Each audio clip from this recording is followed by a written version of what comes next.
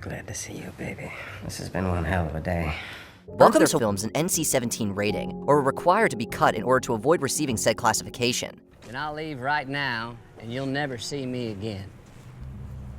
Your call. Double deuce standards. Zack and Miri make a porno. Delaney, my friend, you are on your knees bend over. Man, I can't be in no porno. My wife would kill me. Hump me on your knees, bend over. You're my only hump. On the other hand, Fair play to director Kevin Smith, who took his grievances right to the Motion Picture Association of America when they threatened to saddle his film with an NC-17 rating. The scene in question was one involving bodily expulsions, not the kind you think. Within Smith's 2008 movie, Zack and Miri Make a Porno. I want to slam my hand in your can, man. Insane.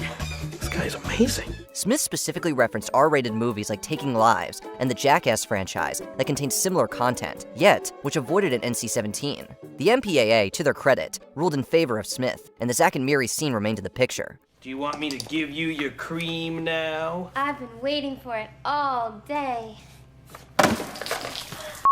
Oops.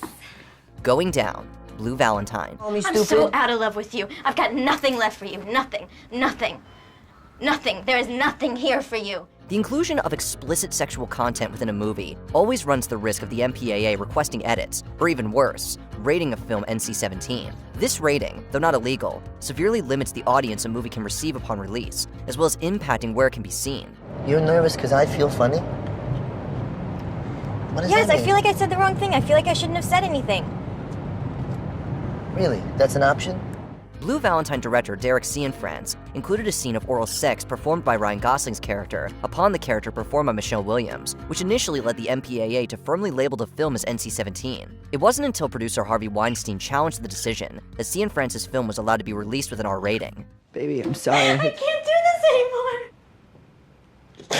anymore. I know. Baby, I'm just fighting, fighting for my family.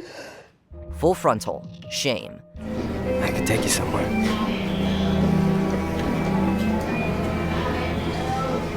What are you with someone? There probably wasn't a world where director Steve McQueen was going to be able to release his 2011 film Shame with anything less than an NC-17 rating. This wasn't only due to the film's intensely explicit subject matter regarding sex addiction, but also the inclusion of full frontal male nudity from its star, Michael Fassbender. It's important to note here that the NC-17 rating, or the X rating for that matter, shouldn't be stigmatized. Listen, one more thing. Your hard drive is filthy, right? We got your computer back. I mean, it is dirty. Shame was a movie made by adults, dealing with adult content in an adult manner. That said, the NC-17 rating here frankly feels earned, and this is no insult. Instead, it just makes sense. Wasn't married long.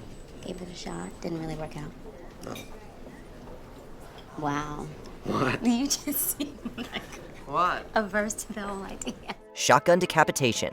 Wild at heart. I haven't seen you before. You from here in Lobo? Nope. Movies don't always receive an NC-17 rating due to their sexual content. Sometimes, it's certain depictions of extreme violence that get filmmakers in hot water with the MPAA, even directors as respected as David Lynch. The NC-17 rating actually didn't exist back in 1990, when the Eraserhead and Dune directors filmed Wild at Heart hit theaters. But that wouldn't have stopped the MPAA from giving it an X, had Lynch not done some careful editing. Let's go! Say cheese.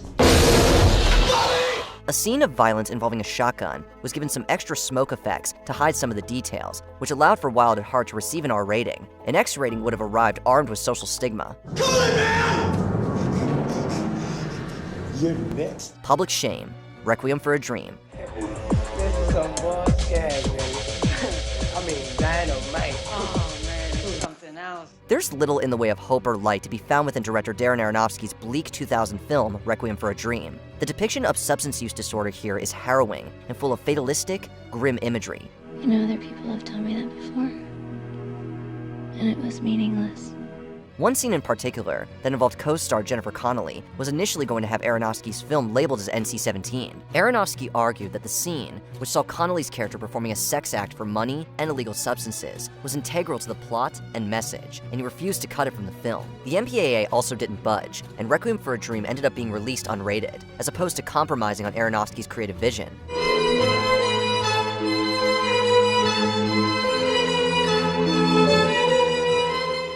A Brief Shot. Bad Education. que te pregunto, que cuándo, cómo y dónde.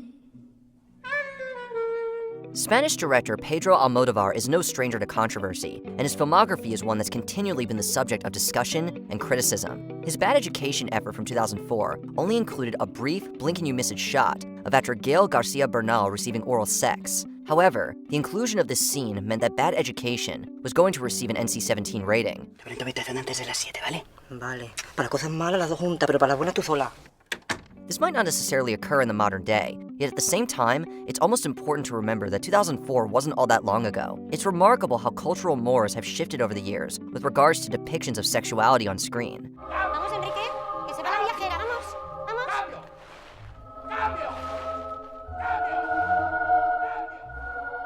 The butter scene, Last Tango in Paris.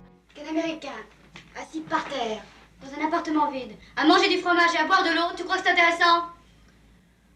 It speaks volumes that many film critics are still discussing the merits and sexual politics behind Bernardo Bertolucci's super successful erotic drama from 1972, Last Tango in Paris. The film was retroactively rated NC-17 in 1997, while the original X cut courted controversy right from the get-go, thanks to an infamous scene involving butter. What did you answer? Go get the butter. I have to hurry, I have a cab downstairs waiting. Go get the butter.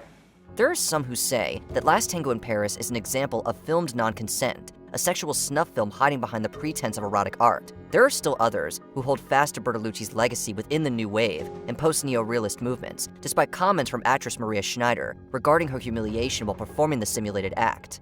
I don't have a name. You want to know mine? No, I don't. I don't want to know your name. You don't have a name, and I don't have a name either. No names here. Not one name. Getting around the censors. Kids. That shit is made up, man. I don't know no kid with AIDS. You know what I'm saying? Ain't no one I know died from that shit. It took the formation of a shell company titled Shining Excalibur Films for Miramax to please its Disney overlords regarding the release of Kids in 1995. This was how the distributors were able to get around the House of Mouse's ban on releasing NC-17 material, which was the initial rating levied against kids by the MPAA. What's for you up, yo? What? What I said, yo. What? Forget it, enough. What? Whatever, yo, just forget it, right? The formation of Shining Excalibur essentially meant that this frank and shocking depiction of teenage behavior could be released unrated, thus circumventing the ratings board. Kids would go on to achieve a cult fandom, primarily thanks to thriving on the home video market. Hey, I'm Casper. Why they call you Casper? That's my name. That's not your real name. Nobody's name is Casper. That's my real name, bitch. Why you guys shit for? Humiliation, Killer Joe. I don't take you seriously. This is gonna get done, one way or another. Our conversation is finished. I never met you. Director William Friedkin proved that he still had plenty of controversial gas left in his creative tank, decades after shocking audiences with The Exorcist. Friedkin definitely earned his NC-17 rating with Killer Joe, a movie that not only featured some brutal bits of violence, but also some disturbing scenes of sexuality. My mama tried to kill me when I was real little. She put a pillow over my face because she cared more about herself than her little baby. She didn't love me like a mama should love a little baby. Elsewhere, the scene where Matthew McConaughey's character humiliates Gina Gershon's character in a scene involving a chicken bone was essentially the straw that broke the MPAA's back. Killer Joe was hit with an NC-17, yet William Friedkin didn't seem to care, because he made the movie he wanted to make. What do you think? I don't. Before we continue, be sure to subscribe to our channel and ring the bell to get notified about our latest videos. You have the option to be notified for occasional videos or all of them. If you're on your phone, make sure you go into your settings and switch on notifications.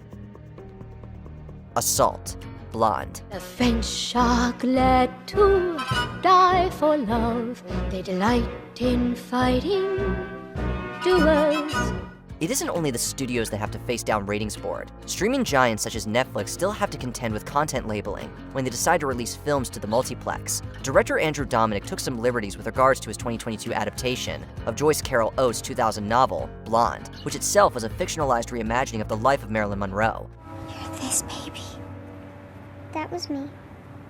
It's always me. The film was given its NC-17 rating thanks to its sexual content, with one particularly disturbing scene involving former President John F. Kennedy and a motel room assault. It's dark and troubling material that's difficult to watch, which led the MPAA to give Blonde the restrictive rating. Gosh, I know you're a man of the world. I'm not a child. You don't have to worry about me. What are your thoughts upon the more boundary-pushing aspects of cinema? Let us know in the comments.